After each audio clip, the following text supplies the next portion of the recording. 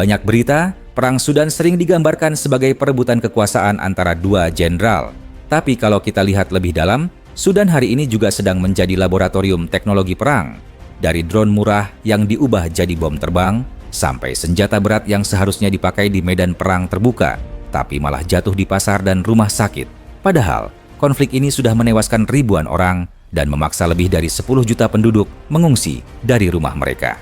Di video ini, kita akan bedah senjata apa saja yang dipakai SAF dan RSF, negara mana saja yang diduga ikut memasok, dan bagaimana teknologi perang ini justru membuat warga sipil jadi korban utama. Simak video ini sampai tuntas, karena di akhir video ada fakta penting yang harus kamu tahu.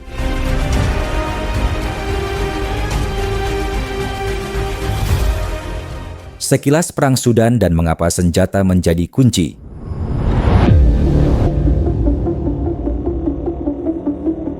Sejak April 2023, Sudan terperosok dalam sebuah konflik brutal antara dua kekuatan besar, SAF, Sudanese Armed Forces, militer resmi negara, dan RSF, Rapid Support Forces, pasukan paramiliter yang berakar dari milisi di Darfur.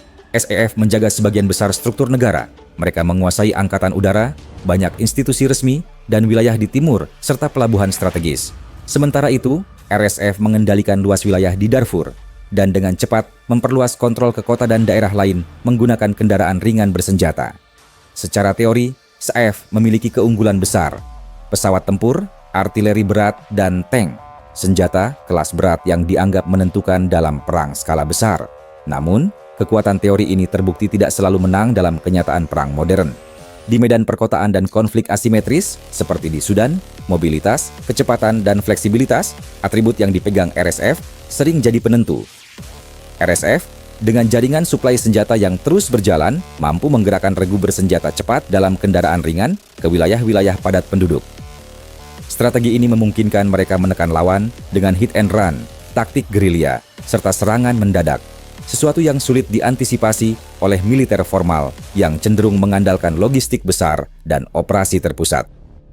Jadi sekarang muncul pertanyaan besar, senjata dan teknologi macam apa yang membuat perang ini bisa bertahan begitu lama? Apakah peralatan berat SAF benar-benar jadi penentu atau justru senjata ringan dan modul artileri cepat RSF yang membuat konflik tetap berlangsung? Itulah yang akan kita kupas dalam video ini.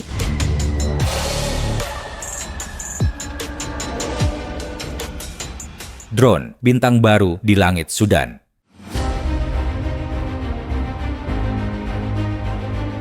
Dalam perang Sudan hari ini, satu teknologi menjadi pemain utama, drone. Laporan menunjukkan bahwa baik SAF maupun RSF kini sangat bergantung pada drone untuk pengintaian dan serangan jarak jauh. Penggunaan drone meningkat drastis sejak perang meletus pada April 2023, mengubah dinamika konflik yang sebelumnya didominasi tank dan artileri. Berbagai analisis menyebut RSF banyak memakai drone komersial yang dimodifikasi, serta drone satu arah yang diduga berasal dari jaringan luar negeri. Foto satelit yang dianalisis Reuters memperlihatkan hanggar dan beberapa drone di sebuah bandara di Darfur Selatan, wilayah yang dikuasai RSF, yang menunjukkan bahwa kelompok ini mengoperasikan armada drone secara terstruktur. Dengan drone tersebut, RSF melancarkan serangan ke markas SAF, bandara, hingga kota-kota yang semula dianggap aman. Di El Fasher dan beberapa wilayah Darfur, serangan drone RSF ke kamp pengungsi dan fasilitas sipil menyebabkan korban tewas dalam jumlah besar, menurut laporan Geopolitical Monitor. Namun di sisi lain, SAF mulai mengoperasikan drone buatan Sudan bernama Safarog, yang menurut The Souvan Center merupakan UAV serang satu arah dengan teknologi anti-jamming. Beberapa laporan pertahanan Afrika juga menyebut adanya dukungan drone dari Iran, termasuk UAV, untuk pengintaian dan operasi serangan. Kini langit Sudan dipenuhi berbagai jenis drone, dari yang murah hingga yang dirancang khusus untuk perang. Dan bagi warga sipil, suara dengung kecil di atas kepala bisa berubah menjadi ledakan dalam hitungan detik.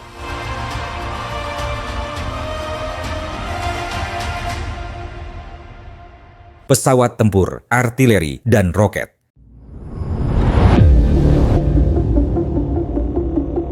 Meskipun drone menjadi senjata paling menonjol di perang Sudan, senjata berat klasik seperti pesawat tempur, artileri, dan roket masih memainkan peran besar dalam menghancurkan kota-kota di Sudan. Sebagai militer resmi negara, SAF tetap menguasai Angkatan Udara Sudan. Laporan dari berbagai lembaga analisis menunjukkan bahwa SAF menggunakan pesawat tempur dan helikopter untuk menjatuhkan bom di wilayah yang dikuasai RSF. Banyak serangan ini menghantam pasar, pemukiman, serta kamp pengungsi, terutama di Khartoum, Omdurman, dan Darfur, wilayah yang dipenuhi warga sipil. Dalam beberapa kasus, SAF dituduh menggunakan jenis amunisi yang sangat merusak, bahkan pernah muncul dugaan penggunaan senjata kimia di masa lalu. Meski demikian, laporan seperti yang dicatat Brookings menegaskan bahwa tuduhan tersebut masih sulit diverifikasi karena keterbatasan akses internasional ke medan perang.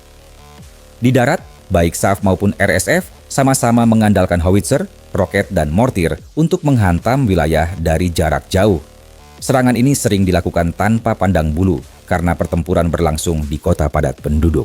Menurut laporan Reuters, pasukan sekutu SAF pernah mencegat sebuah konvoi besar yang membawa ratusan hingga ribuan peluru artileri, mortir, dan roket yang diduga dikirim untuk memperkuat RSF.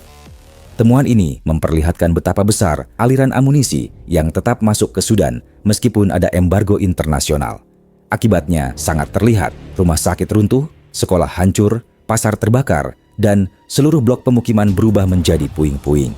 Ketika artileri dan roket digabung dengan serangan udara dan drone, batas antara zona perang dan zona sipil menjadi hilang, menjadikan warga Sudan sebagai korban terbesar dari senjata-senjata ini.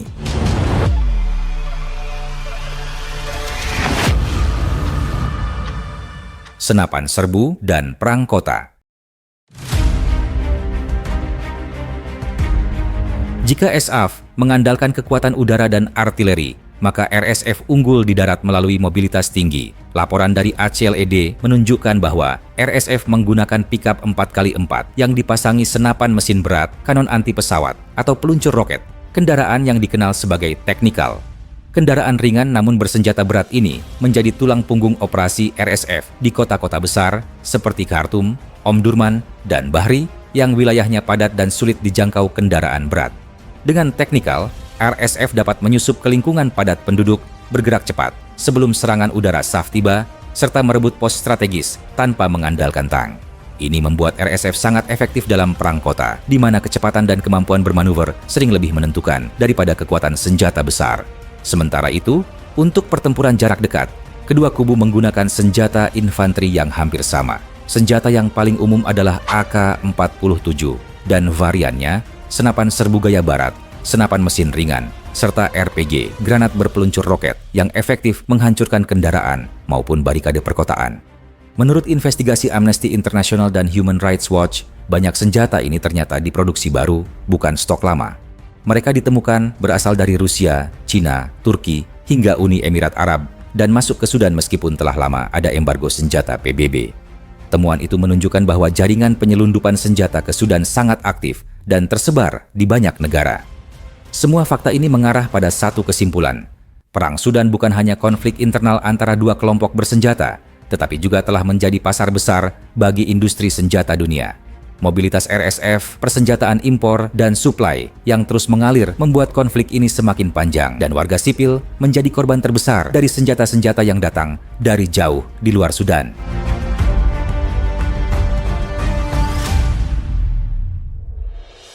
Dampak teknologi perang terhadap warga sipil.